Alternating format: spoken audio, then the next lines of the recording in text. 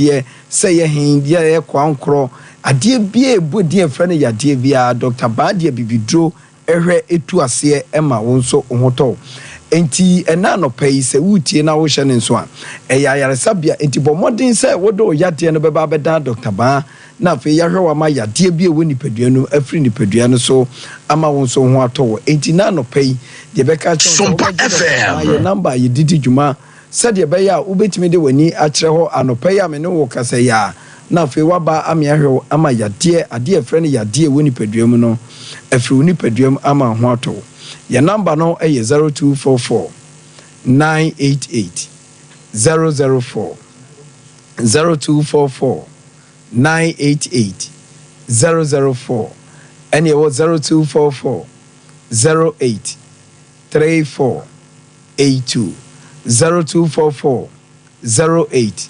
34 82 number we ana Dr. Ba ye didi dwuma ewe yaso ye ho mesrew ena no pesa wo hwe Dr. Ba ye kira kwan a ye wokumase atonsu agogo hyenenso na no pesa Dr. Ba na ankasa doctor na ono ankasa eye adwuma sa yade no ede ahaba ye no enne watena se ewokumase atonsu agogo sabre amene wudi nkomo so pesa wo hia Dr. Ba na wo pesa oni ndi nkomo efa wo yade ho enne ono ankasa ewo kumase atonso agumesrew anopa ya watena se bomode se ode wani ebekire ho aban hospital na watonso agono nachi ana Dr. Ba ewo afei wode wani ekire enkranso a enne no so yewo Spintex 18 junction eno so ewo nkran eno so doctor ewo ho a ono so atena se enne ohwe nipadua no ankasa da bia ya manwene say Dr. Ba ni hunti da bi Yesu kono odinachi eja nipa bebere na suafo no ehun enti na me no wo kasa de make chaw ne say Dr. Ba ni nkran kra na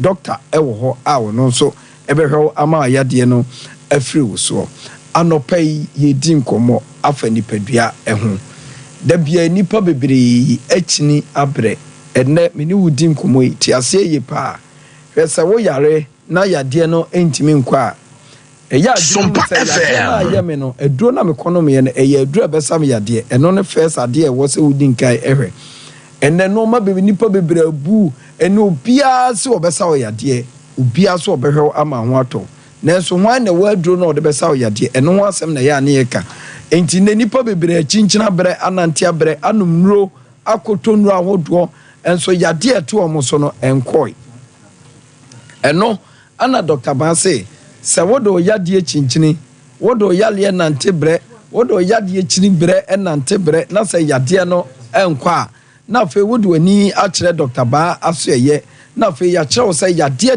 de onimo sa etimi dia bibidro sa na eye Dr. Ba enti na me ni wudi nkomo se yade bi to ma me so o ma me na tete wo bre se bia ye mojamu yade eye kwankora ma mu ne mo abusua ma yade ne nkwa eno ne yeto ye nsafro na no pese bra Dr. Ba ho na yenhwew na honto na wo Dr. Ba dia obi o ye doctor bia no anasa o hwe bibia no ade a wo enim ye pa no ewo ho eye obia no ne dia wotimi eye ewo asase so enti wo fa heba ye ye na wo hwe yade a Dr. Ba timi sasa ne ntem ema nipa bebere hunu se Dr. Ba adi sa adwuma na ye nipadua wo dompe ene wo kase enho asem enti da ne da nyina ye bobo yade bebere din a ye nka nkwa akiri na fe ya ba dompe ene kase ne so no ate ase efisi ye ka dompe ana kase a me so say ya hye ne zunu say dompe ne kase ne se bia kwasi buroni kura na wo ye pren ye mfidi etete animu no kura no obi dompe ana kase ho ka bo se wakofa dade no de adwoso no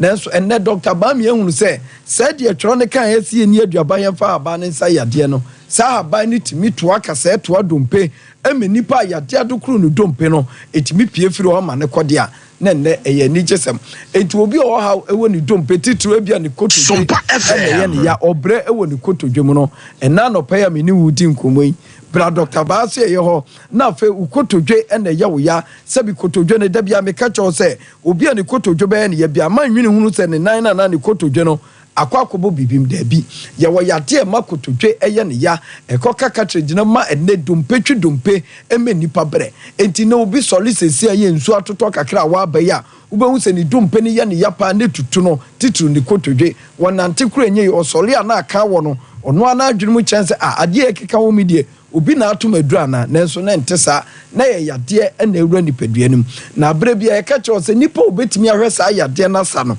ene Dr. Ba enti abere bia nipa bebira abere wo mu kotodwom enso obeduru Dr. Ba wa eni nabi ubehu se ni kotodwe yade ni nyina no na ni nyina akọ eno kire se Dr. Ba wa adure de sa yade wo kotodwom efiri ho enti na no pai o haw e wo kotodwom Dr. Ba ho ne yehwomfa haban ene abibidro entu ase ema wonto ofise ne enipa bebre wo US Canada London abrochimamu a omo abegi enro wo Dr. Ba ho esense na akwasi broni kura pese omu kotodwe no omu koye operation bi de dade ehim nenso ena omo te Dr. Banka yede ahaban ni bi ni aduro ni bi komo omo ene operation sem nyina firi omo so amene omu kotodwe no emu adwo omo enti na me ni wudi nkomo omo ami bi wo papa bi ewa amano ne ya one na brabo nyina nse o how ewo ni kotodwe mu a omra no mfre Dr. Ba number no magye aduro na fe ni kotodwom yade nyina no emfre ne so ene obi anya nkwanhia ama ne namu dompe ana kasa ebu da bia ye ka ne aka che wo se wudu dompe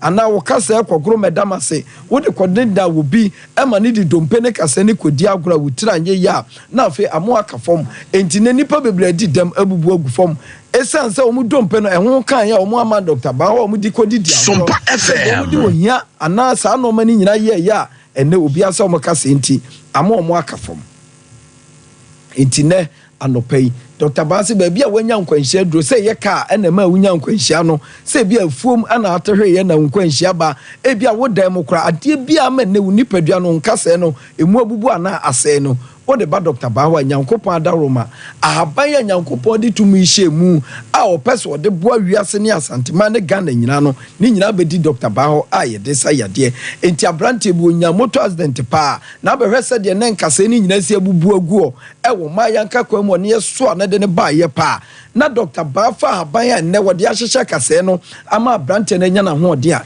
ne kyerese tumi wa ahaban mu nanso unim te a ana sabe de besa o yade wudwun so gu so ma ne sei enti na no pay bra Dr. Ba ne ehwe enti first stroke eni sisi yade ene spinal cord ni nyina ye yade ni nyina wo de ba Dr. Ba wa na no pay enkoma ye die nyina ne sese ye yade de a na wo de wani a kyerɛ Dr. Ba aso ye ne ahwew ama yade no afiri nipadua no ama ho ato uchini po yade na yade ne nkwa kyerɛ sɛ ba bia wo nenam no enye ho ene wo so de ba enti na no pay Dr. Ba number no na fe yemfa kasa no emra wie ye Dr. Ba number ye didi dwuma ewe aso ye ho eye 0244 988 004 0244 988 004 and 0244 08 3482 Dr. Ba Kumase Atonsu Ago Aban Hospital nechi ana nkran so ye was Pinterest 18 junction Mr. Anopai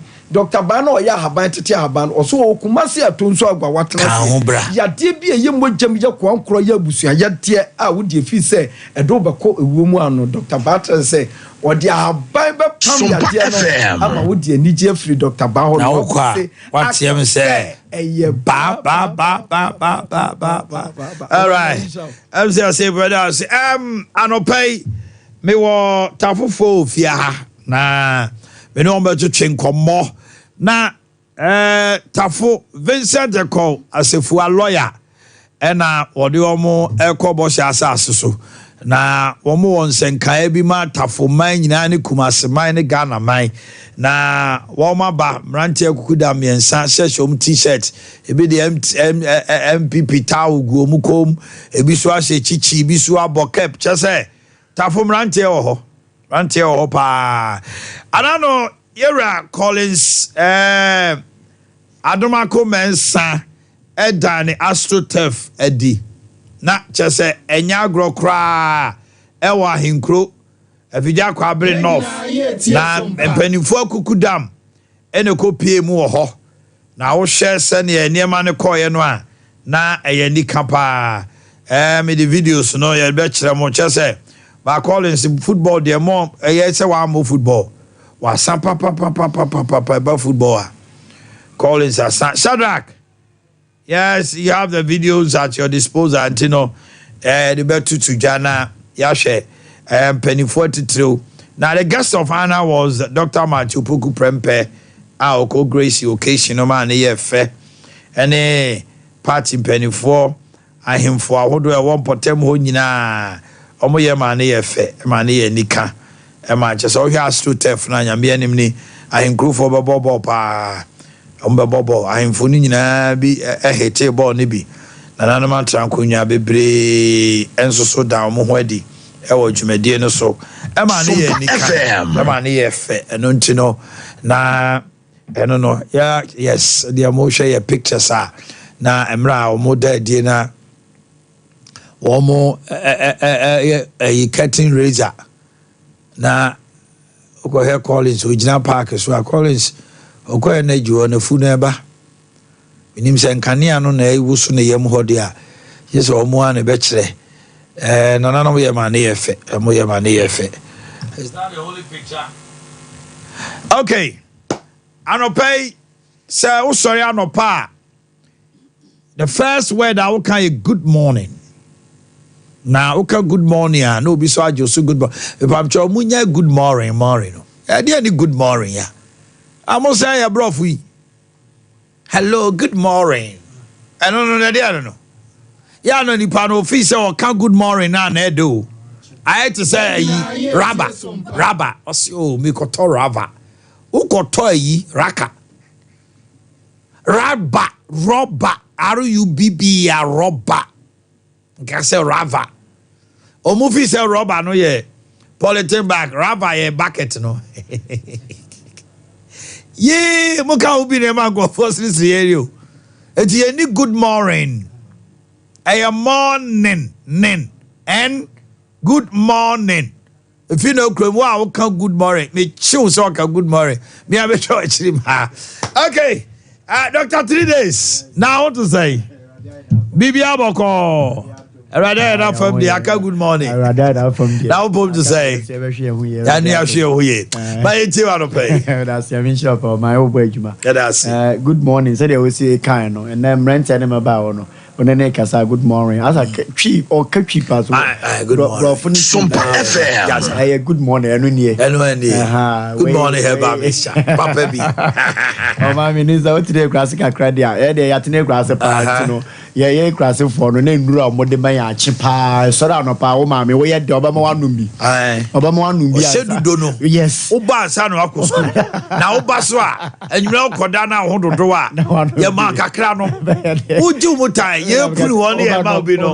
And one of that is we say, Crassy and I croquet to a mono about here to bring the bed in the Dominica. Papa intensi. Enti me am kese me ma me wo makoma ko 10 wan ko hospital da. Wan ko hospital da. Ina ye efie na say nduro na ye no no na ye ho odin papa na ye me adum eno ana ya hye na edegu bottle mu fefe a ede TV so a wo hwe bi eno na good morning wo na see ya na tie wo be yi be free box ni mu na de say de see the TV no so kama sa ene tie kama nti man eduro no eye general well-being nti se wunya ti general well-being pe na ye say wo yare o ese say wo no me eduro no eduro no eye moja eni ntini mu edwuma nkasa oman eduro no eye immune booster enti no se onimpa bi betumi aka se ma yare me ko hospital no ya ma me me ko hospital ya ma me nduro me ba no ma no mu nduro na me ho nto me ma sa ko hospital biem doctor asia ma na eduro abeno ma na ho nto no ni na ne se wota no mu nduro na se wo ho nto wo yare ba ko pe ho man check immune system no immune system na aye weak onyankopon nyansem no nkom wo de ma nipedua no eno na e support wo akondesa yina mu nti o man so obi ba ye adwuma na obetumi akwa abade biara da mi hu o man TV so memenda no nam ha kwisi ada no nam kofo wani ase to o man omre o yare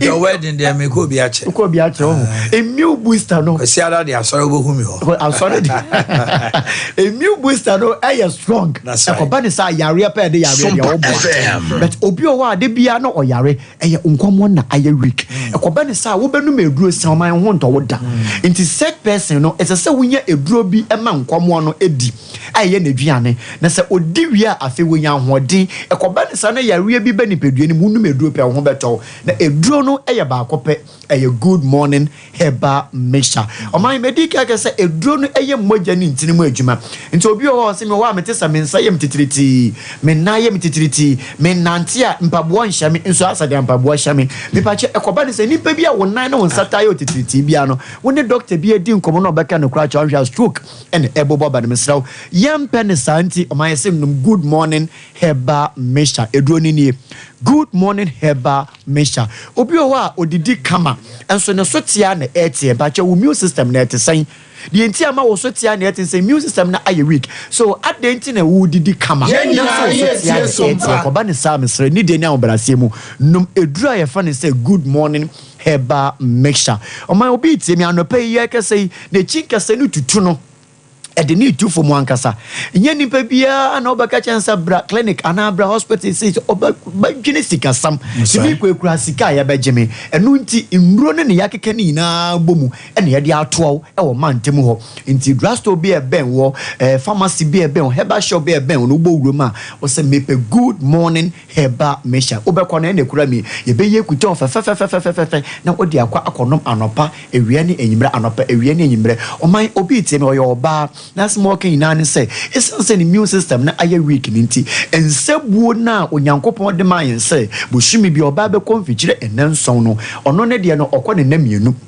na eya na eduru baby ane ni age se me topad me dem topad e chapa sister me kan okra kire se pad no be you Sompa FM ai na san next week oba say next month oba say 20 eya wo de misra otie dia akamu na eya 5 days na sasan ke be so e ma ne 7 days bi sa wo say ehifa na sa moja no eko e be clotting kakran kwenta afa be duru baby no doctor be from Sabra hospital na eya operation na eya fibroid e be duru baby na afa na ope awo na mba e be duru baby na bibi ebe fun wa yasi bi sa me pa cho se yam pesa sa de ni be sinti no num good morning herbal mixture na we ni na se immune system ni ye weak a na e kofa sa de na be nti na e de immune booster edro ye de atwa wo no ko drugstore bi e be na kopa bi na to o man obi tie mi oye bema na asema okay na answer first na nanka one oba ni hia enije a e wo mpem nanka eso enipa wentumi ankokora na ye ni 2 rounds and 3 and then you want to cry abono ni na ne say ni bema ni hia na ehini ni bema no so tia net infections be ebe take place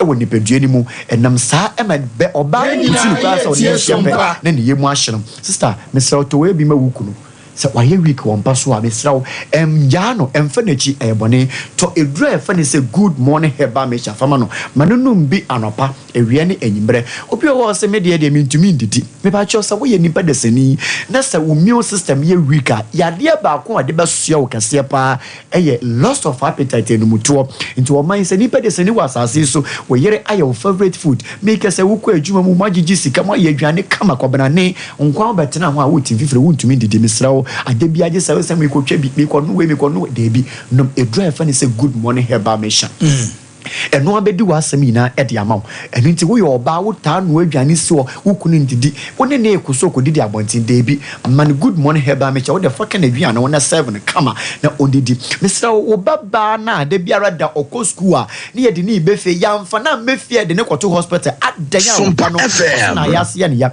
bosumi bia wo ba ne complain na yase sister mesra wo dako bia ka no ko ne mu nya traffic nti obekọ abehwere wo ba no mesra wo pe eduro we bi gu ni chop box mu okọ school a ne provisions na wo de ma na mesra wo eduro we bi ka wo de okọ akache ne se onom na anopa ewia ne enyimre anopa ewia ne enyimre na hwe ade bi sa bosumi we so a ebesa de wo ba na be fie bi ma na de bi good morning herbal mixture wo ye obi akoko edokoro wo pa koko pa edidu ni pedue mu a so o man kache ni ba ne say on try eduro esi menim herbal akope good morning herbal mixture onom na anopa ewia ne enyimre anopa ewia ne enyimre obi de make asa de oka ina ne sa na to asenka sa na echi na de ni tu for man kasa obro ne sisiateka ya de di da so hye nipa bi bi se ne din obabo am na obokra afo no mesra ne nso ha nipa siateka etwuma atufo mankasa ya fe ne beka sa braha na bra kodrasto bi ebe pedro we good morning herbal mixture wo de onom na na pa wie ne anyimbre taxi driver trotro driver ukotene sie nim 4 o'clock ahomachi ubesi fo ma agesa anadwe 10 o'clock anu ntia ko ba ne sa se de wo sitina se che no moje sasa nke di ofri sane ne ntumi am friends ane ti amamman be take place o sisi wo ti de bia do kodu fi a wo yiri so ma na wada wo yiri so ma na complain mesrawo pe edra e fa no she good morning herbal mission bi nanom afi obi tiemi na asema okay na ne so ye bema odwonso a oman ote ye pa wo ne bema mu me so wa wodwonso a wote ye pa wo bema mu me so wadro eye good morning herbal mission afi medi be wie ye no obi o wa na asema okay na ne se media de enye adwonso ye wo me so media no enye we na mo media ni mi nkoto dwe misisi meti yo pa obroni si joint bianca sani nkase ehye woni pedua bia no woti yo bia wo ho man kache nipa ne se onnom edura ye fa ne se Sompa good morning heba mesha afi obi bi se me se ende na he fa ne manya bia to me de tudwa na ma soro so akọ o ankrana wo hwa me a okanshi man wudru drug lane ho a drug store bia wo ho na tenatet afi rapash heba and hello heba obenye bi wo ho ato do bi opa bia no obenye bi wo ho ato ukọ ashama nso a main station wo no ekus pharmacy obenye bi wo ho ato na bia ye kama afi wudima pharmacy wo ashama ho na omo water crowd ebekọ mensa yes ukọ mensa na se mensa se na watwe ne dia sai ha ho ko nim kakra bi na ko nimde heba ono so ewo bi afa omo wo mia bi ka no nimde ko takra de omo kan nimde aha afa mo wo mi kurom Cape Coast for ne mudu an ma asasa me kese kakra mboncho ewo Cape Coast na le hwema Cape Coast no takra ya kan sen kotokra ba na kinswe mfinfi no baby man kremofo wan so na kakra kan osim pocho ne hwe nim ho a ekọ ho a Boakye ansa pharmacy very popular and a pena heba ono so otobi afa mu wo Kumase de ya to apiti bebia Freddy Mens Colinac ewo bi sanso na Misty heba ewo bi PFA ewo Kumase kwante tafo kwante pono New Road udruwa obenye bi ato sanso na Promise heba ewo Yoruba for abro san mu udruwa obenye bi ato ko folu dua beko Gapson pharmacy Benon pharmacy and a sunyane for beko Mose pharmacy phone number no tuja no aye 0246 59 41 17 and 0553 21 35 87 0553 21 35 87 good morning heba Mr. or mine say and good morning a good morning ti anope bia na ebi so wabubo bia na so Doctor 3 days good morning and no akon makrache for match now pom to say bibi aboko okay now so pom to say bibi akama police station chairman Adabraka and also youth organizer commander 1 Tafo constituency okay anope yesemo besra me monante se ne say era ebeda wase na yede nchiakese afri era lawyer Vincent Kwasifo ho MP a nyame ahye da ehira no ahye da sisi ne dia matafo man yebre mu na mama sanso nche tiefo ne avefo o magebro mu nyina ye tie Sompa nyina no eyetiawa na ansa na no yebehya asese yemu bia yete tafo ne ne pankro no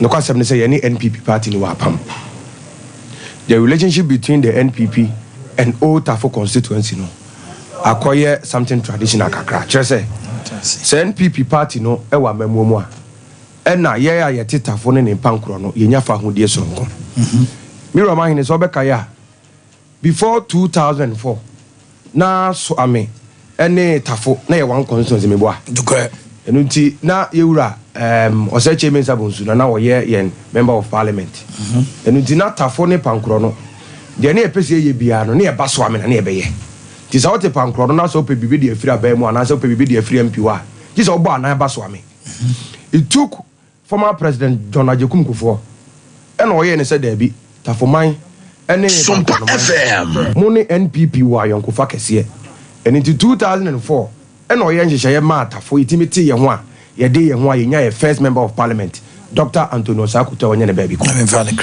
ne crancy enunti eno no e de fa hodie sonko e bre Tafo nkankan ye no NPP fo na ye wo Tafo constituency ebiemu nso se ye hwe ye wura Rodan Kwaku Fada mamu a wo sha 2017 na 2018 oye ne said there be Tafo ne pankro no ye sub metro a na ye share keme ase enu nti bibia na epese ye bia no so wankọ aduma na wuntimi enye enu nti ye wura dodan kwa kufu adon Dr. Mahmoud Baumia nyame ada wurmanti 2025 obaya omayi mampanyin no adwum hu se tafo so ye tie ho na da ne municipal ebebo anti na me no ka se ye frɛ tafo old tafo municipal assembly no mayi ni minim pebe se unim emfaso de pa ewo municipal assembly so ene me no ka se ukọ park and friend famous park ye dodan kwa kufu adon si assembly building kama ramaya ye di adwuma ewo ho ene me no ka se enam se ye municipal anti ye wo court a enka ne ane etu anama ko mamponten asokore mampon ne adum ne kodi court ho dwuma ne tafo ade ye ho amai se ye wo court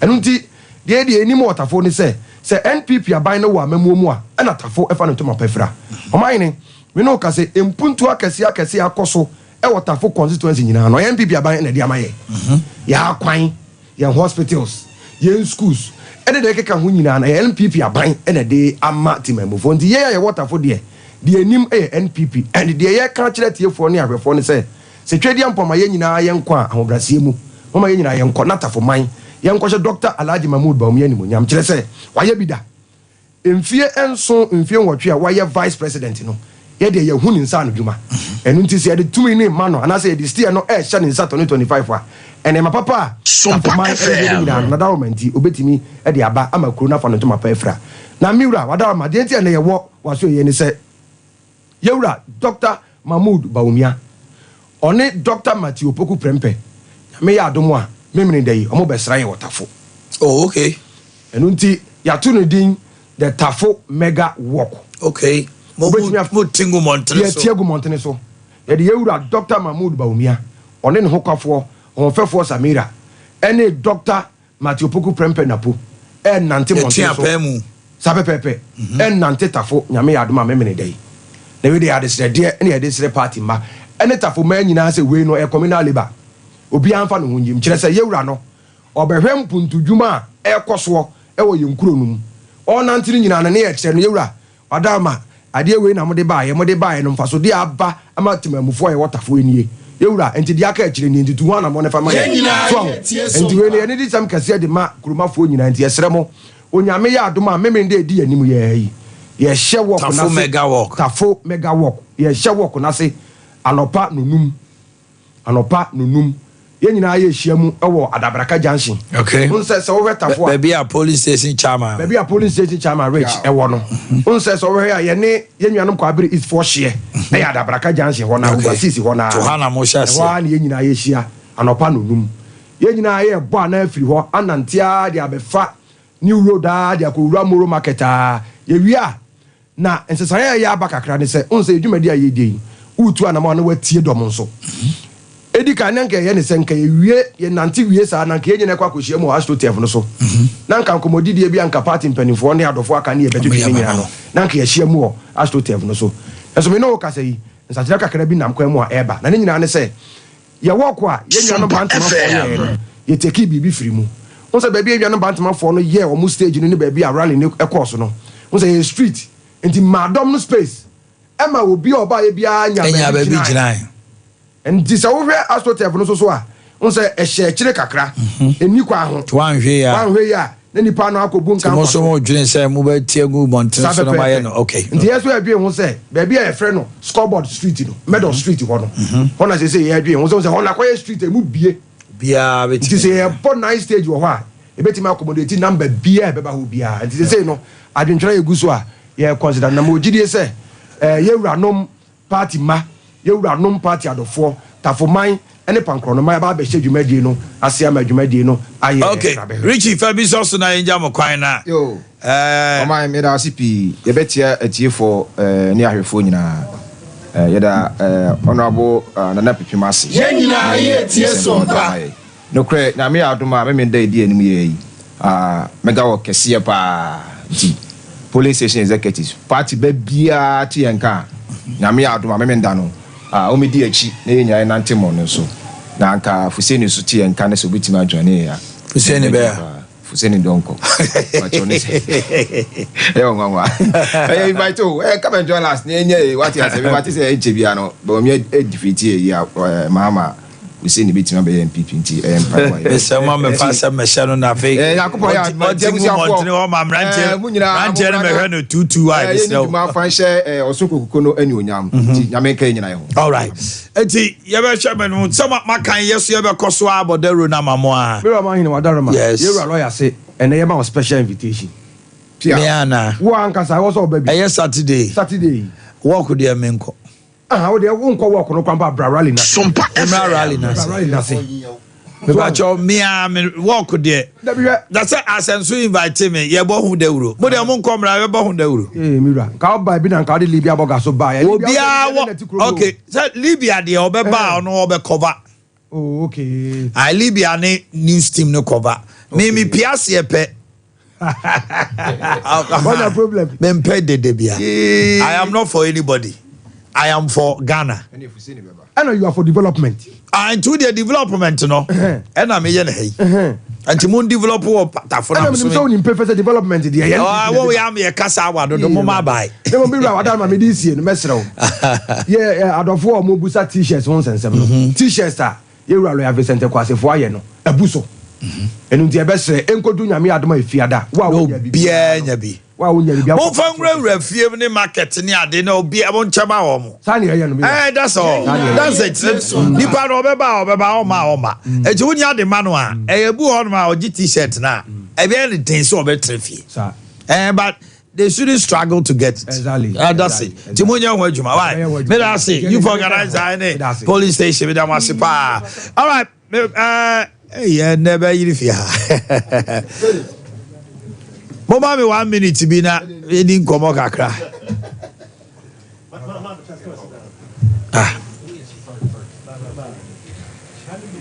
Oh, Dr. Mariam. Okay. Akwaba. Now what to say? Okay. It's a weekend no na yeti say chada. Aye na na kwame bedi akon se da bi. Oba sobrache so no fefefe ni monyamfo bi a wonim de. A obetimi aboa no abo ne chidoma na bu o my Ghana. Enti wakoma ne nsa so. Enti no dodo na enhye da eniu ye. Enti Dr. Mariam, pacho say name no boa me. Krize, okay. Dr. Mariam Isaka Krize. Pacho one wine Ghana for introduce yourself to Ghanaians. My Ghana for hunipa we. Okay, so medican mede asida kese ema presidential candidate.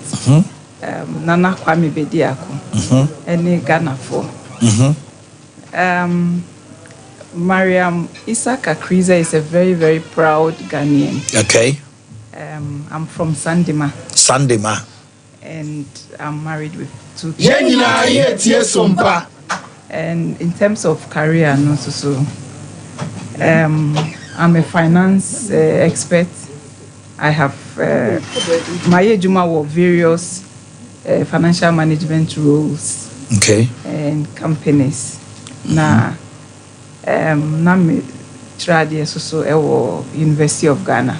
Okay, and students might go through finance at the University of Ghana. They know Dr. Mariam Isaka Krize. Okay. Now then the man would you penny as over butcher the chidom because for you to be lifted and shown to the world, not just a one word in como. Dear now who want you be dinner chi, dear no who want you pass over board mine. Na yesika sem eyeye me pacho mpenyufo se ufu duapa na yepia no cre na wohwe niema ekoso wo yeman mu se Sompa FM there are a lot of issues ebi ni unemployment mebunu no omunye ejuma nye obi be ko school sa 5 years parents be titi omomore mu etua school fees obi a otifie ejuma ni ho wohwe yesika sem so a exchange rate no weekina na a weekend against major currencies into businesses omo bre that's right omo import niema no omo dwetire esa inti no ama ahohiahia adɔɔso ɛwɔ ɔman mu ti wohwɛ Nana Kwame Bedi Ako a watu ne ho esi hɔ sɛ ɔbɛ yɛ nneɛma a ɛbɛma saa ɔhaw ne ahohiahia yi so etwa nti no ɔde asɛm no ɛbɛtu m'anim no why not wohwɛ policies a ɔda ne di a wotumi hu sɛ ɔwɔ adwempa yɛn nyinaa yɛ tie Sompa nti no may decide this I'll really support and let me take this opportunity to call on all well-meaning Ghanaians, civil society, any those in academia. Say, yeah, well, academia, yeah, analysis. Now, yeah, criticize the government. Now, yeah, say. I think that this is the time for us to actually do the work. The work has to be done by somebody. Intino, say Nana Kwame Bedi Ako etu ne ho esi hɔ a I'm really very happy. I believe in his leadership and his vision for this country.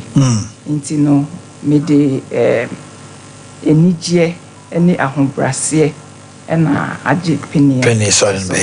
Do you have a political background or family? Is a family of politicians and now bibisa also be our team Sompa FM Abiana you're new Abiswana Abi Krana adisuane adechirene o finance background Abia on for hungrum but Abia or father some years back or brothers. Do you have any political background bibisa?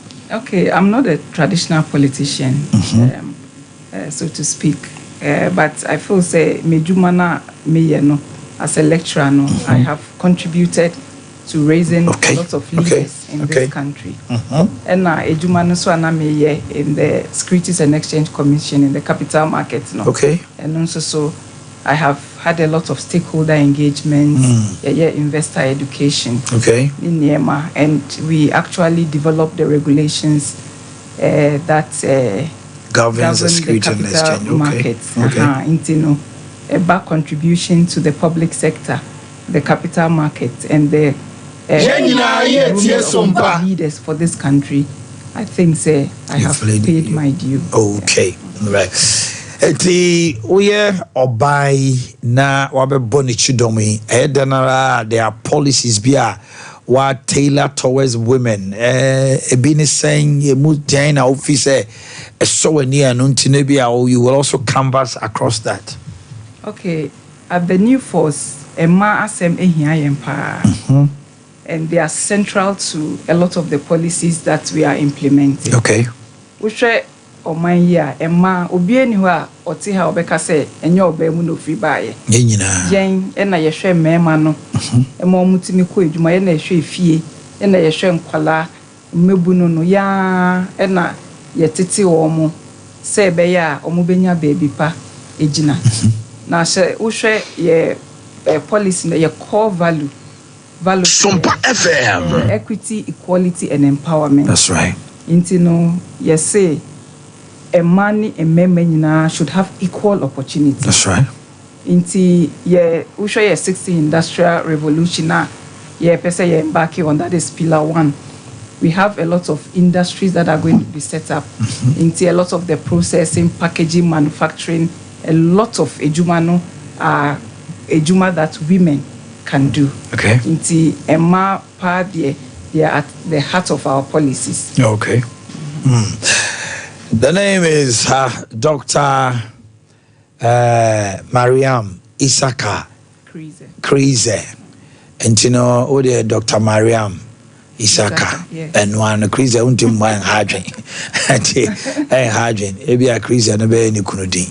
I say, and to Baranya, she and fans also now who husbands on your fans. I'm also get to know it. Okay, and you know, I did do about Kumasi because meaning said definitely Bibi Nadobeba, dear Nadoba Kumasi, and I dear Chumadi na Obabedi. Actually, no, Kumasi is one of the key, the Ashanti region is one of the key regions in terms of the upcoming election. But I think Nana Kwame Bedi Ako chose this place for the unveiling because I'm so free in Suta. That's right. Intino Kumasi Ashanti region, the region I done Kumasi pa, but he's very, very also passionate about all the other regions. And tell me say anything or decide they say but then from Hanum so you started 276 tono into Okay. Sir Sompa FM. Oba bi tie u bema bi tie wa. E dey asem na we catch no about the new force. Na no me tie each other no can say e was say yes the narrative in this country. Ya ye niema na for years bibia nsesan. E was yes no. There na we catch say obi a otie wa emema no ntino December 7th. E was okoto aba edema. Nana Kwambediako. Yeah. New force. Okay, thank you very much. Let me say, Usha, since 1992, Yama certain political parties the chance to govern this country. It's been 32 years now.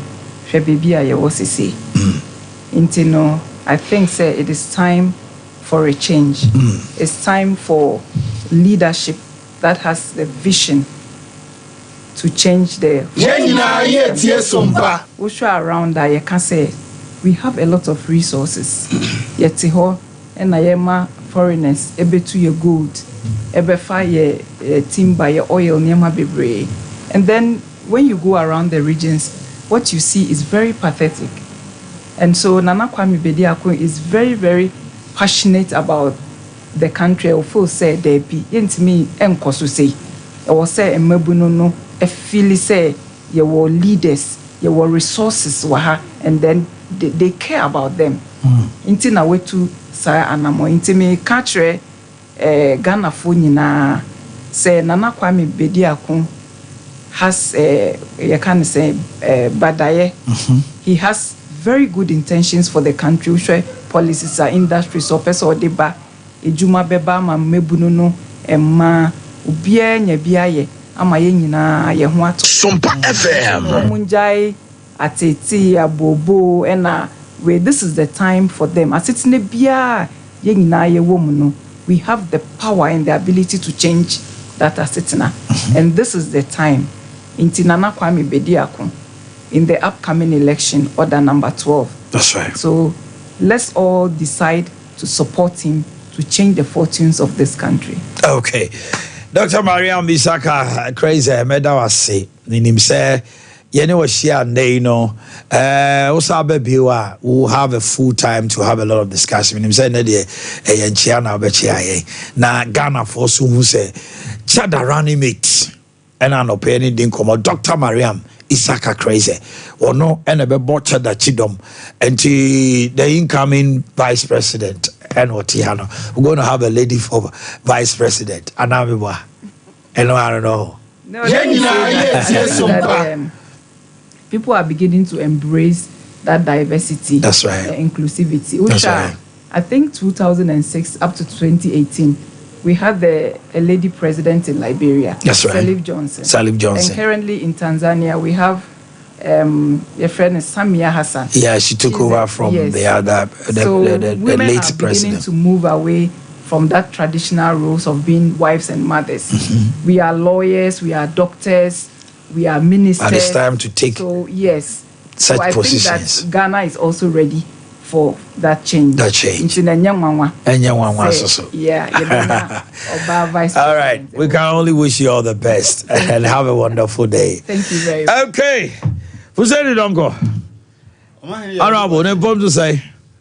Oh, ready, the way I need the Akama. Bibi Aboko. Akayano. Okay. Yanom Newamo. Sompa FM. Oh.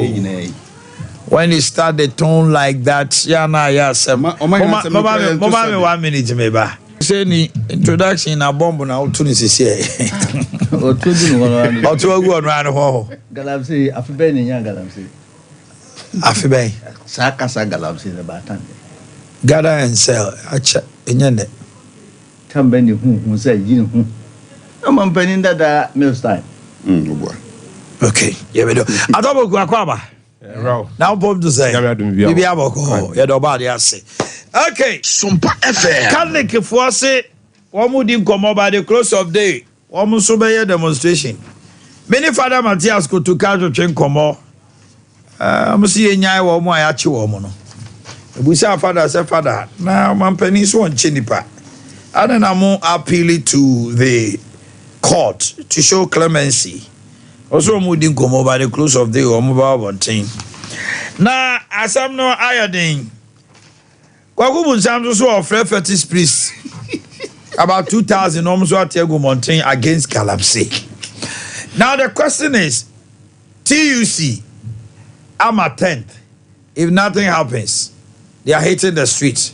Afei, they are bedeviled within themselves. A bit more accused, be more so makoje bribe. A bit more accused, be more so more akoshe political lens. Afei, there, AI to say, strike no more kono cry, AI politics. Yes, you do. Esayana, Annie. Edienya, Annie. Yakotoba and Timmy and Kamwasamana, Yabeka. Yakotoba and also be article mountain so say, no, a bit mama buying so on popular now. Do we have an issue at stake to do with? Yes, we do. So how do we tackle it?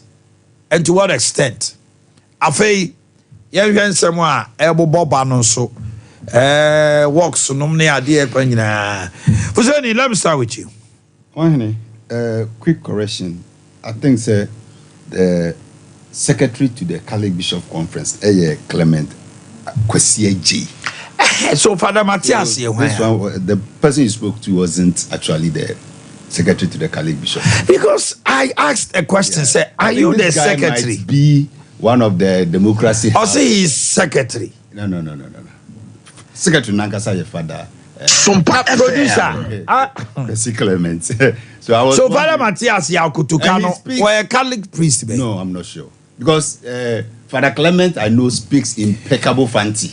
And I'm say because I've spoken to Father Clement, and so it hits me. Yeah. And I'm Busan say you are also off a crowd. Are you the secretary? Producer Mr. Who is Father Matthias Yakutuka? Because in him. Also Busan say a Catholic Bishop Conference ne air can also ani. Ni kasa no na encheme. Producer Mr. Father Matthias man. It was an impersonation. How can we do this? Yes, sir. Sompa as a station becomes an issue. Say as a year na yasheda. Yeah. Because me tie no. So I started asking questions. But Father Matthias, we are told he's not the secretary to the Catholic Conference.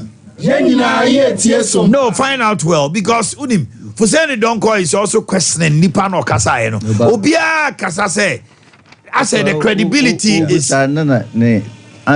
see answer on to me answer. A spokesperson cannot speak like that. Even my younger me back it up me buy me in one studio PK was like no when yeah. Roman for secretary and they've set 11th as their day on walk prayer walk no. They said the 11th. So we know the Father Matthias here. I want to 11th somewhere there. They'll go for a prayer walk. Almost on prayer walk. Normal catch abai no say. Galamsey na afedi now. Officially mami chiu. One other thing. And now interviews now for memory. One other thing is of concern to the NDC. Sompa FM. Another entrobia era Matthew Poku Prempe. Eko kind over the weekend. Which was a blatant lie and an insult as well. Say who are Santimemuna who could do NDC chia and no me now triama because NDC John Mahama Bayano or Pamwa Santifu in every Bemo, which is another blatant falsehood. A troke siepa sabi and just yes, you to sabi and San Yakabiachre. I don't know because I said Dr. Kwabena Dufo was sacked. Dr. Kwabena Dufo didn't even make it into the government of John Dramani Mahama. Yeah, your friend said he spoke about Samuel Sapo, but he forgot to say Dr. Ajimamenu was the second minister at Western Housing. Nirefi said the deputy minister of defense was Kennedy. Nirefi said boss Nito was under Wawadamfu. Ewadako. MPA GMPC Alex Mood. Sankrofo ni nyina ni refi. To free more and just Alex Mood. You see, so he should stop that thing. I'm saying the kind of energy tough in ordinance and ya han kakra. Onya tough in ordino. M1. Also, okay, cancel more one idea energy tough. And those energy toughies and bars they've been taking is disturbing them. They should stop. Because Sebi, energy. And so energy bar be just to give them energy. So he should stop that falsehood. And to say who could chop a man this year, no man about also. MPP kura Sebi wabegu asantifo kura engrofo ndi omaji. Muko work Sebi baby anambo de work ni nama. Sompa FM. Ibedifo ewo ho su. Munna momani muko. Amokra de man ka se no me ne mo se musa nanti egu omo so. Udo ka se obi obeto aba mind this no me beba no so. It's a very bad statement to come from him. You should stop it. Okay. And what? Ye pe partia we dia santimenya pa eno ni MPP. Especially under ni flag bearer Mahmoud Baumia. Omo na aswa se bi tax twitwiri die abegu asantimedwe die so. Amen. That is what they are crying about, not the kind of things he's saying. Why? Onya ninsensemono. Nano we nano ena kumwe. Is that a campaign? Inti onya campaign message bianka. Apart from that, it's becoming one too many. Okay. We should stop it. Omanhene. Na the one I think say within the week, especially on the campaign trail. As I speak to you right now, His Excellency John Dramani Mahama is in the Savannah region. Professor Jinana, Western North, Chairman General is going to the Volta region. You know, NDC, we are poised and focused. Me know Kasasisia, Miami regional chairman, Nano no Hafano Enclave, me secretary Susu the Amansia Enclave. Organizer Sundamu, women organizer, Yena, Yenia Brea, ye making sure say ye beji Ghana second independence amano. Na metisena okase galamsins and semina okase they say crowd ye abosun fo kra say omusu beti omokra na de ni hit omokase they say you didn't see crowd bia enya nipa ni biem because you see nyina galamsin asari you nyina Sompa FM. I heard one of your appeals. Yes, you are right to say, government and as a president and a democracy have for it too. Obi Obeka said, technically he's not right, he's not wrong. Because it was the Attorney General himself, the state legal advisor to the president, chief legal lawyer of the president, and the coach Jinemu said, Oma say, manager Japadia. So it was democracy hub against the state. It wasn't against an individual and as a particular group. Because Omoko say NDC in the MPP billboards in Omoko 2 police for which is an institution of state, Kaki, Omoko blockade, that is obstructing free flow of any disturbing public peace. Yes. So it was the state against them. And the state need decided yes and no. They shouldn't be granted bail. Because the way the court ne enye de benchi omuntu and na court ne t state na sam na say okay sadia maremande omo court na wie na djuma. But apart from the state, no other institution could have done that except the state. And I make sure say so if the state decides say ne mafali no le prosecute said the MPP for na omoko chesi judge ne free oba no omoka say ne ya fali no le prosecute no the court has no hands again. We have to let them just oja omo. So it is in the hands of the the president can say nyame na mechi omutumu president court na chi omutuma no president na ka say ma say your manager pade enti court buamede for omutum e na court ne say me remind mo ye hwehwe asem num ye say mo be ko jail and asem ko jail and na president saka say there be onam the lawyer so ka say o ka say asem no ye hwehwe mu no omunko fie ne hwehwe mu a o metimi adwane enti mo for mo tie be bi man. And that was how they were denied bail. Okay. So if the state goes to court today and says, fine, bail no, yebeti ya mo bail and as a president etna presidency and the crackers ma grant you pardon immediately it will be enforced. So nobody is wrong to say president meyenja omo Omanhene. It doesn't also mean to say niema na omo koye no obi a organ ha wasoso. I don't think anybody has ever supported omo acts no. What you say? But as unfortunately their excesses is drowning the real reason to omo call demonstration no. Because and Kambetimayemu protest without blocking access road to the 37 military hospital, without going to destroy billboards and paraphernalia, without going to the extent of taking a key out of a police vehicle. To make us a sad idea. Sabi, as we speak now, but then we are all saying, yes, they've gone, they could have been charged. But then remanding them in prison custody, apart from Vamawa or no Timura police camuno, a man named Kolane Mrewana Moka Honusue. Also, so it was an overkill. That is what everybody says. Yes, punish them, but then this particular remanding them was an overkill. Okay. So that is just it. But then the president can decide to say, Yinja Omanase me Yinja. And then I say, occupy Ghana natural letter. Nana no bosom force almost so called protest. Ahimfu bi kura sorry omo kura do ma start chichichichi. You see, the extent of damage if you go to Azim where the Ankobra meets Ankobra ne Prako share pono, you see the devastation. Now gradually Afram is being Sompa FM. So Adena Ekosono and as a ye jina mu ye ni abre ye kasa no de ntia Ghana for any abre bebre ne say and na me no kasa from the time I started agitation 11 new fresh licenses have been given to people, some of them even DCs. So almost small scale mining ye jina so ye kasa say de bi baby ade na duru no omanpani declare state of emergency, stop all forms of mining. Especially if you can't stop your friend said large scale mining, especially but the small scale forest reserves. And then the galamsey say a tuafra because who are legal documents now you're small scale miner, it doesn't give you access to a forest reserve.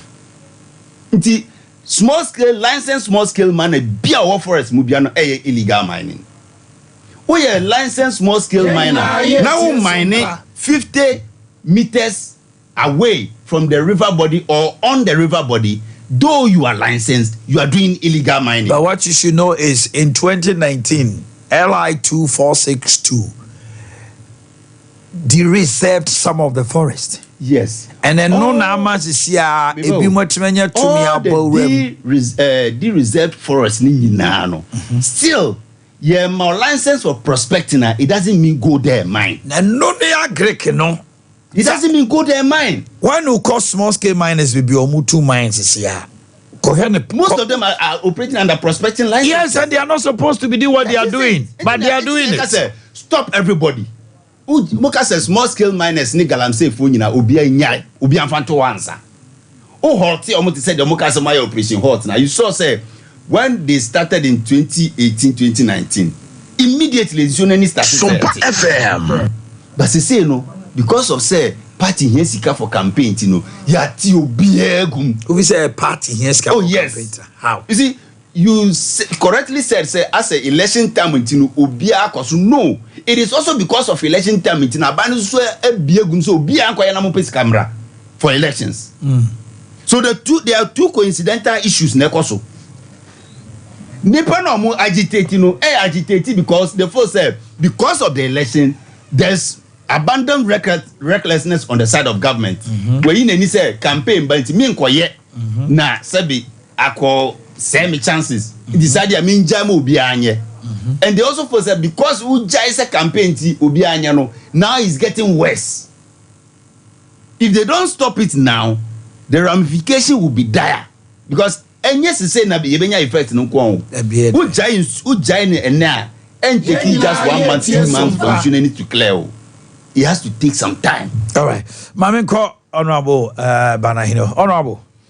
ma membra wo nkyɛn na mentie wo nso ɛnɛ mo mfa nkyɛ me paa na ɛwa mmerɛ no kɔ mfa nkyɛ na sɛ mehwɛfo sɛ ni saa sɛ ɔhwɛ a ɔkasa hwɛ no saa nyɛ deɛ wokyerɛ no adeɛ no ne ho yɛ me nwanwanwanwanwanwa Ghana ha ɔmampanin bɛ ne hyɛ ahyɛ ka galamsey asɛm ɔmampanin Mills yeah I think a NDC time after 2009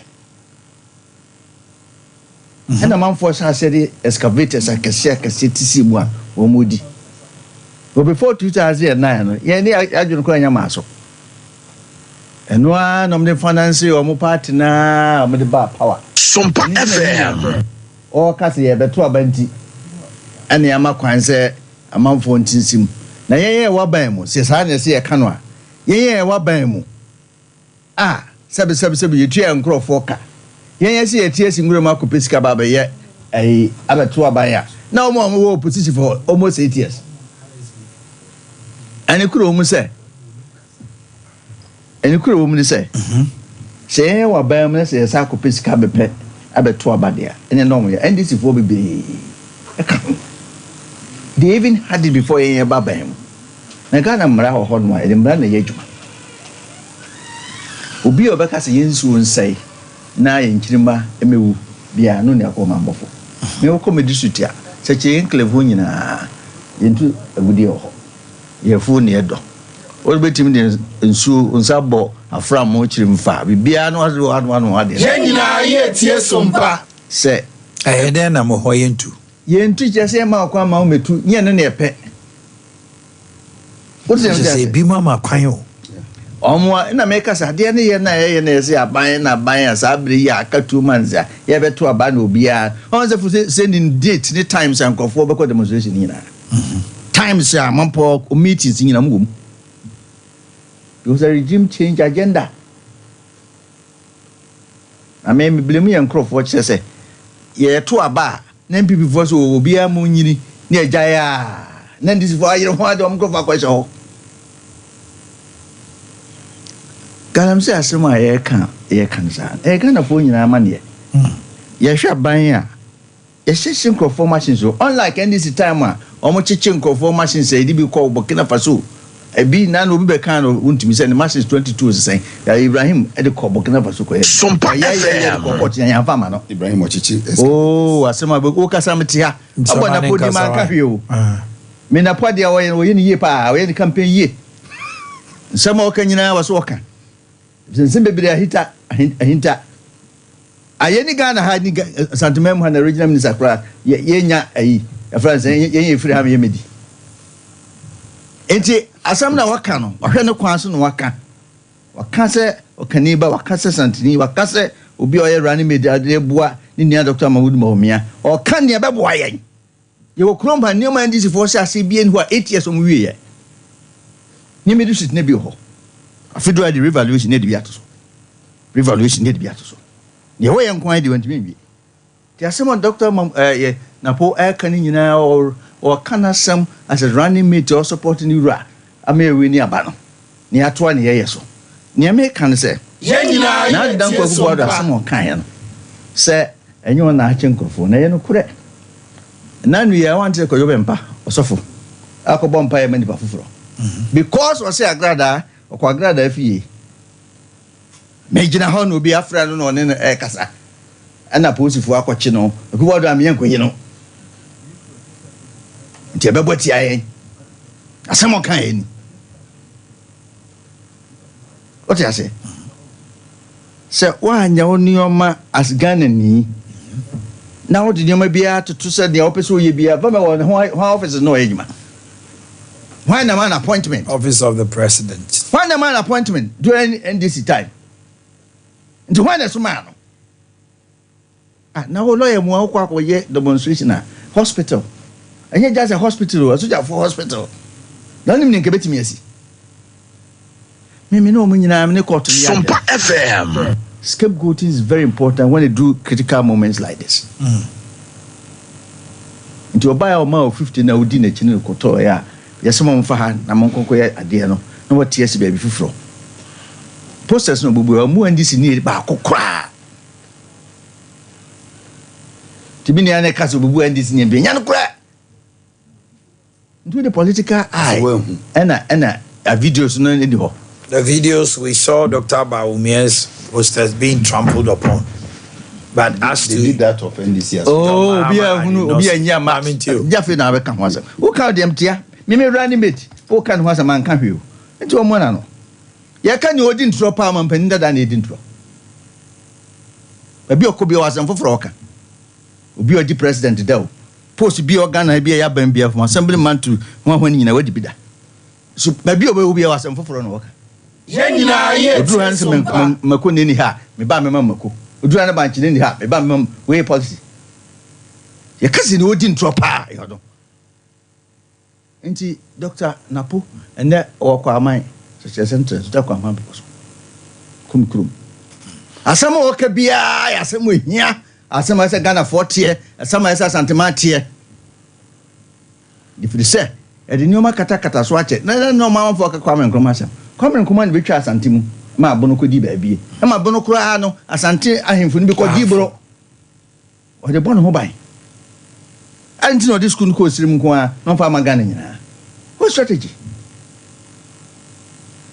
nso ye ba ya de bia ne ho no a ye obi afiri mu da se ye dwene Ghana ntra ni aban adodan kwa kufu ado from mampani kufu aso ne buzi aso be se sabra de bia ye as a party bia ye dwene Ghana fo nyina because ye pentiti mu ni papa mu Sompa no mimi ntimi nya da wodi ne ba nam sum de me de ne ba ne kabo mu a ene mampuntu eden eba de ne kura wo mu ni se court no hwe ne ne yeso mo ye no se so mdu tum a ofo tum kakra na omo nso andis vo se so mo chi amoye demonstration ni ade nyina de nso no yen hwe ne ye yen ka ne ye en ha dwene se asofo se o mbeti esi abonten ba mo yen ti ase osofo bia ho ode ne onum asem si an hwe bedru ba bi no na wan calculate ni o mani ye a na wa ho ode ade wa sorry da mu a ne wo kama nkofo ahoho ne asoso was nti uprichi kura ye musa wo ye musa no so mo an hwe a be ko ye nim bedru ba bi no afi na wo kasa se sofo a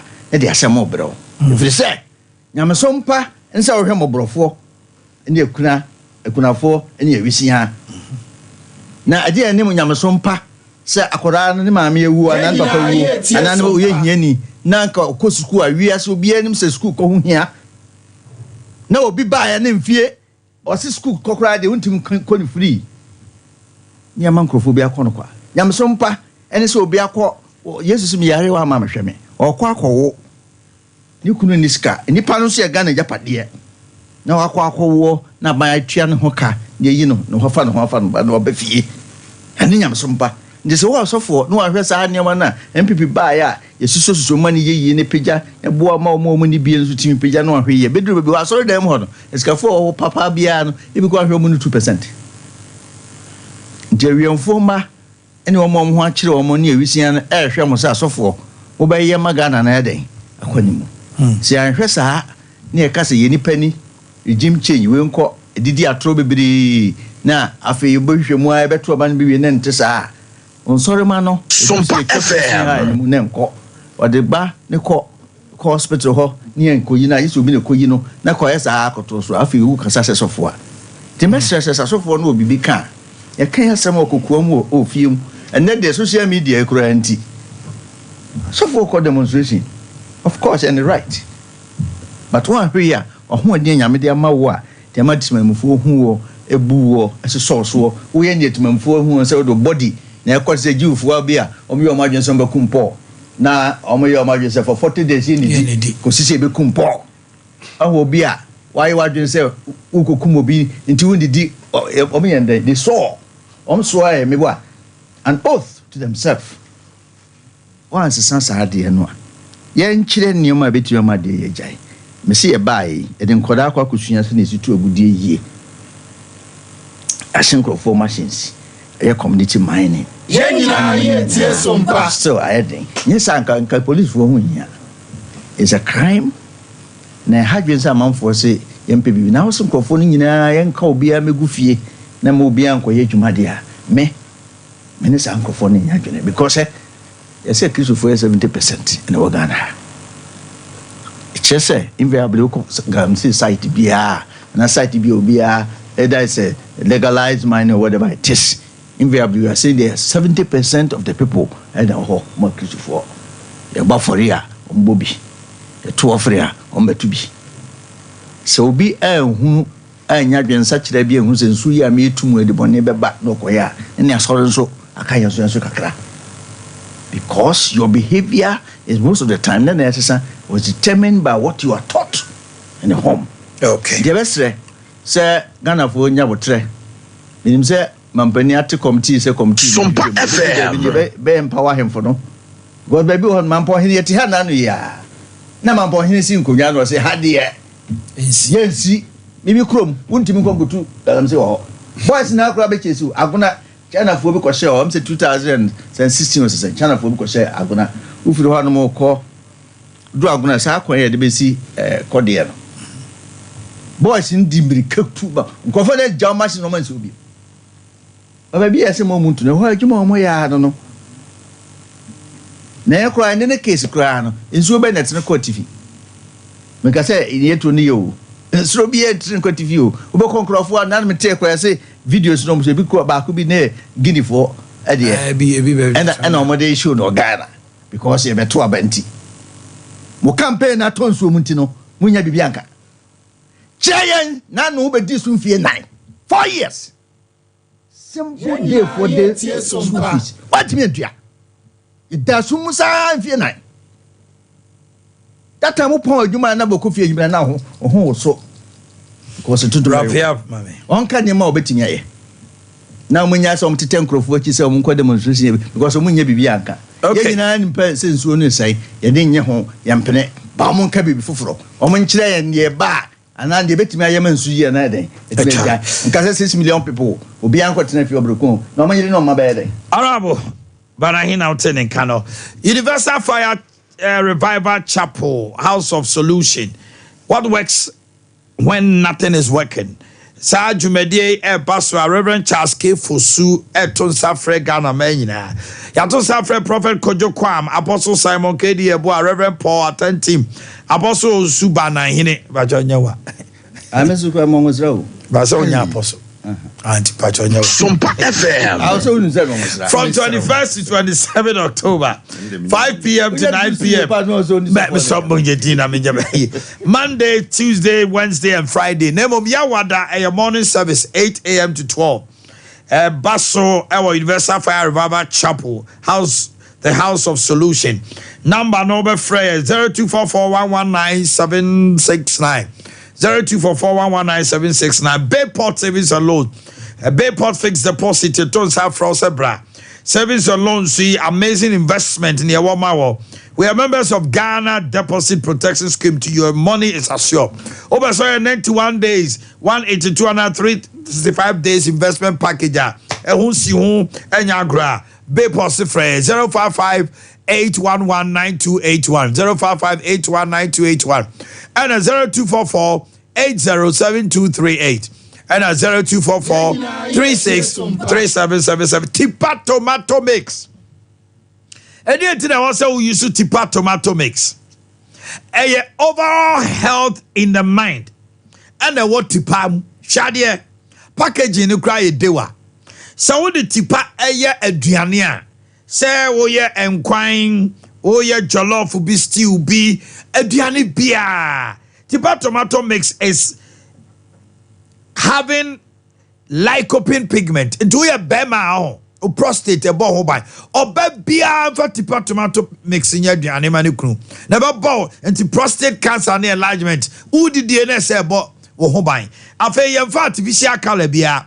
And obu honma starch pa near the modification. Debbie Tipa Tomato is natural with vitamins A, D, E, and K. Tipa Tomato makes good cook good life.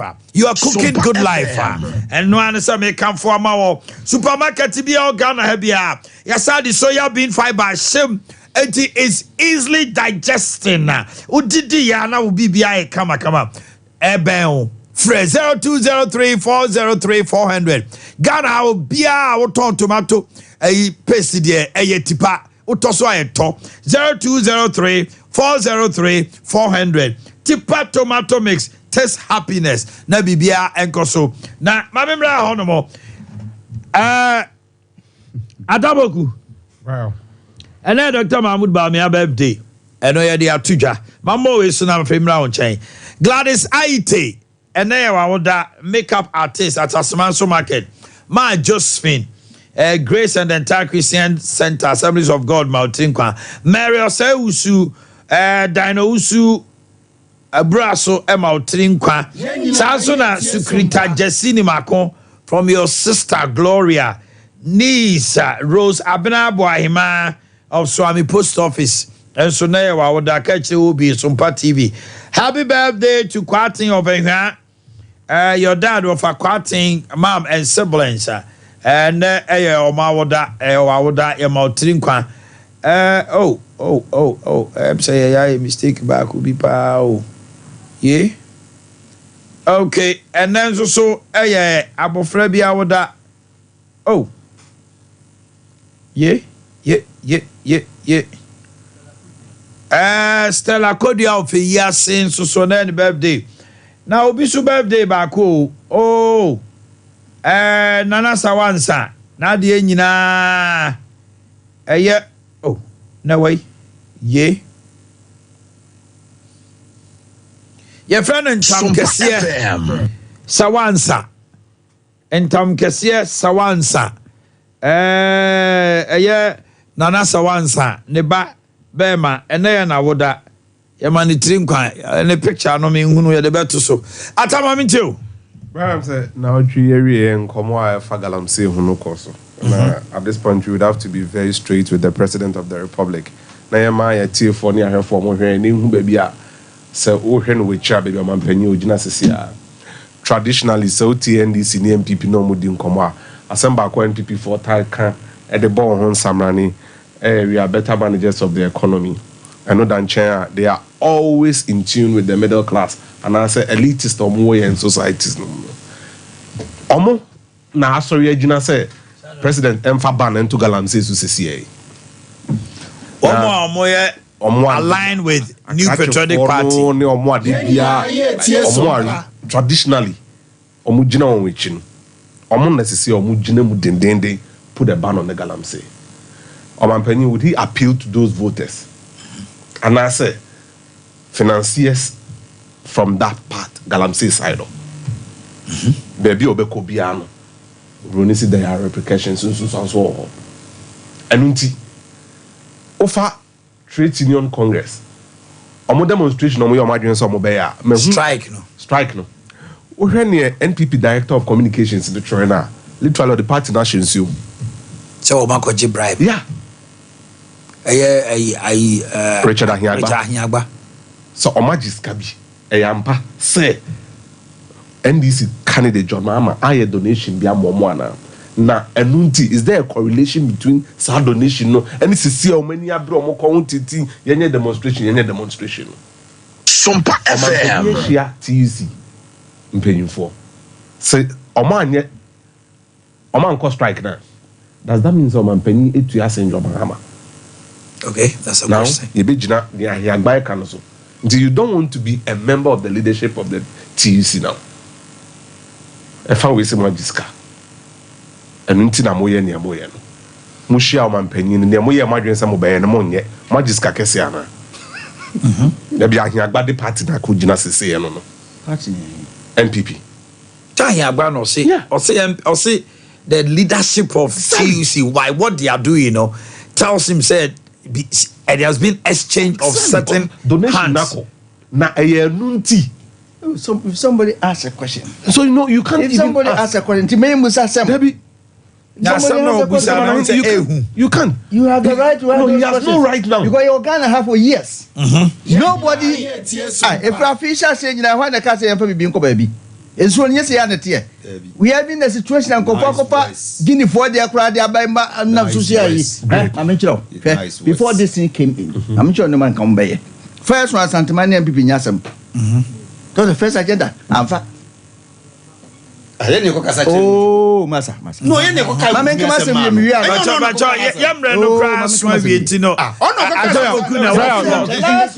come back to that. Baby, I NPP on the pressure at what by you see Catholic Bishops Conference. I saw him paying for more Ghana. The president has personally spoken to the Catholic Bishops Conference at their program, appealing to them. And then after the Catholic Bishops Conference would want to do that. And on that chain. Now look at Nipebi or more NPP party. Sompa FM. Or more commentary on Galamsey. Clearly, the communications department failed to align all those people.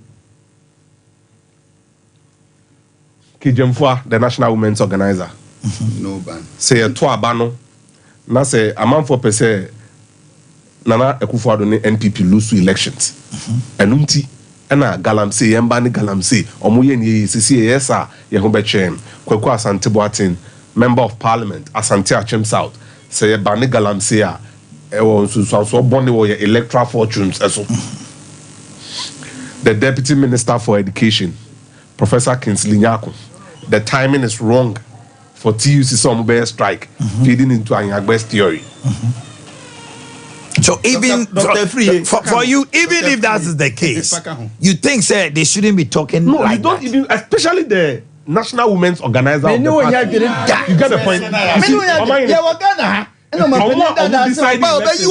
Omo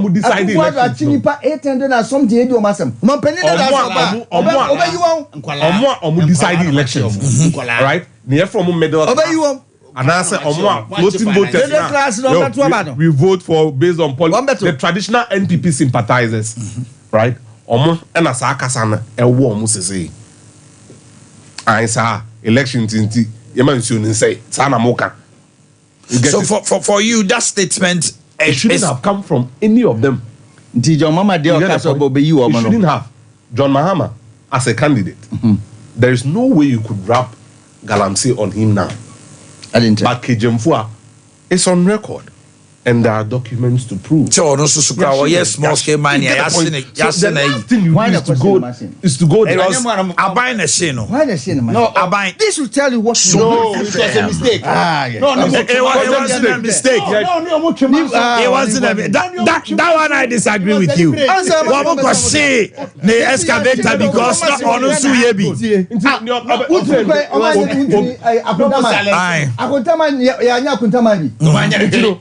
When the message goes down, the reason I'm basing this he's not speaking on anybody's behalf.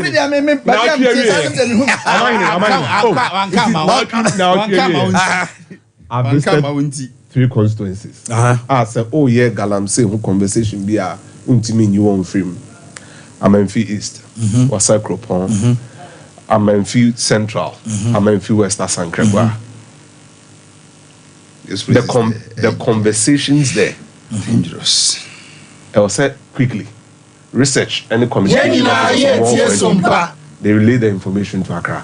After all, nothing spoiled. So 3 seats now when this year. It's in the NPP and Seri. Already it is gone. So Munyebia again. But near Ekos Wokruha, the Ekos won't cry. And then the kind of conversation that is going down there. Also, I'm pass no TV. And to say the radio so. Just say they are polluting the conversation down there. Say I say Debbie. Nana Kwesi Akobi ho. Nana Kwesi Asante Region. Ubeka Nana Kwesi die. Meka untumi die. Meka untumi die. Meka untumi die. Die oyo Samra Boene. Die oyo Sankro Gwanya meka ni nyina. Die oyo Jacobu nyina meka. Moma omokwai namba ye betwitwa ye. Abi o record no ho. Ozo mbo me dey. Ombo betwitwa forest na momo. Nana Kwesi. Nana meka lie. Sakwa ne boa mesme boa. In wrapping up. Metime mo abosisi. Nana Kwesi. And come on, Galamsey hono. Conversation on livelihood. Obiani ni odidi ni dada masitinem. Eti obi oso ono so ye be ko December 7th no. Na ye mbane Galamsey a obetuma to abama MPP because ye mbane. Ye obi oso. Obi also our train mo bane e dey be to atia mo. Anything America said the president is in between a rock and a hard place now. And then he said the communicators. And then they said the communicators no infuriating anger. Me see, the next point of the conversation will be that Tuesday for no sure man penny then omoje. Then tina de omo your marry some obey no. Omanyanye. Adentia. If we say NPP party no near omo kasa mafo. Say Omako GB binti no mbega. Absolutely. Yeah, time na so. Mo fan cheme pampa.